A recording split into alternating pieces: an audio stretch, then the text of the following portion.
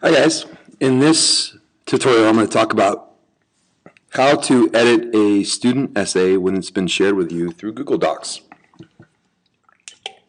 So before we get into that part, let's talk about your home page. When you first look at your home page, it looks something like this, and you have a ton of files. Some stuff is from counselors, some stuff is from shared collections you have with other users, and then some stuff is stuff that's turned in by students.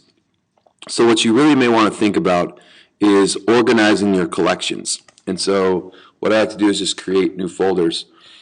And so I like doing it out of the new look Google. So your old Google looks like this, but if you look in the new, up in the right hand corner here, it says try the new look. I think this is a more user-friendly look, so it looks something like this. And you'll see that the home page is right here, and you can start new collections by clicking on the Create button.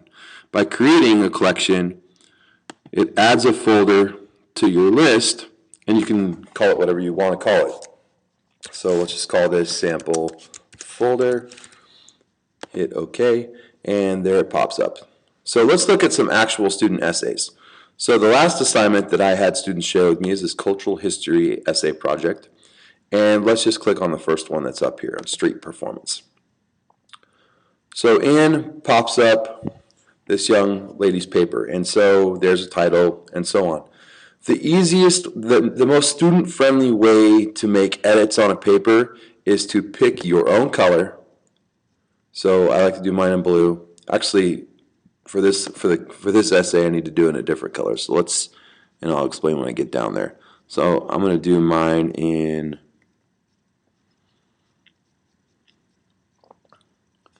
that looks good. Okay, so right off the bat I notice that she probably should have name, date, class, and period.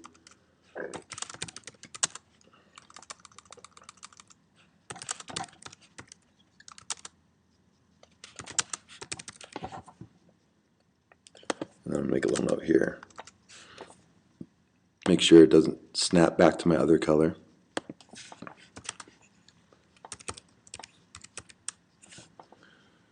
And now I get into the paper. So I like using a different color because I can make comments. So imagine living somewhere where civilians stand on your street.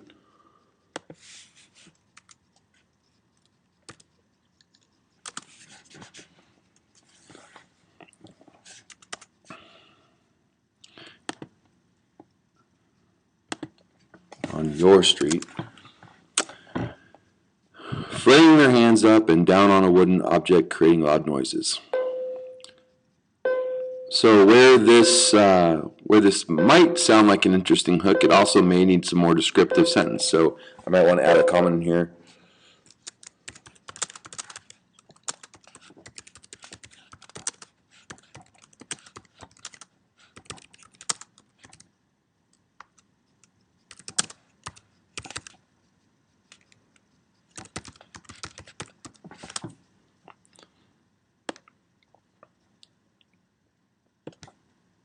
Go back up here, change it into the color that I want, and then the students can see your comments right in the writing. This, I think, is the best. It's my favorite way to make edits because the students have to go back in and make the changes themselves. The other way you can do it is to make comments. So in the comment stream, you can see the student can click on comments and they can see the comments I've made in the sheet. So I talked about the hand in the upper hand corner, and then 2 lines under it. I also may want to say something about the title.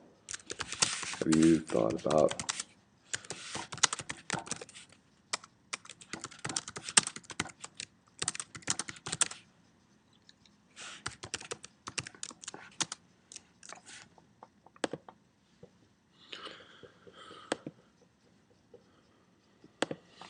So I would go through this paper and make the comments I wanted to make, and then at the end I would go back to share,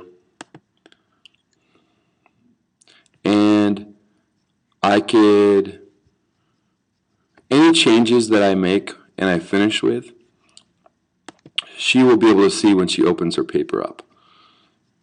So she's already listed on here as a collaborator. So anytime I make a change, she can go into her Google Docs and look, even if I haven't finished it yet. So, and she could be looking at it right as I'm doing it now. You never know. The other cool thing is to look at the revisions. So let's say I've finished grading this, and now I want to see if she went back and made any changes, or I want to reassess it. I can look at revision history, and I can see any changes that were made. The cool thing is too is that she can go back and restore her document. So let's say here's my changes. She can go back and restore her previous version without my changes made to them. So it's a way for you to also look and see if they made the revisions and not have to reread the entire paper. So what we're going to do is we're going to do a practice one together and kind of troubleshoot any problems you guys have along the way. All right?